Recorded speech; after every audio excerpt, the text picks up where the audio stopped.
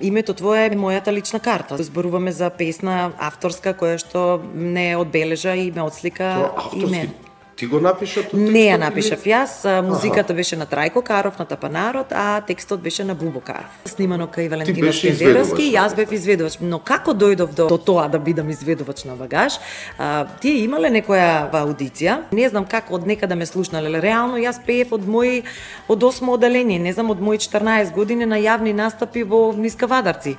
На плоштад се организира Гроздобер, јас сум таму. Пеевме онака, за да бидеме видени, за да бидеме слушнати. Еден од другарите ми спомна дека има еден фестивал за млади аматери, меѓутоа интернационален, дека на него учествуваат од цел Балкан па и од Европа. Стануваше збор за фестивалот Мелфест во Прилеп, меѓутоа јас претходно не сум го следела, а тоа беше фестивал каде што првпат се појавија Тоше Проески, Маријан Стојановски, Андријана Јаневска. Со Тоше и со Маријан јас пошто учев во Битола, нели, и седев во интернатот, се зачекавме 2 години таму, да, во походници.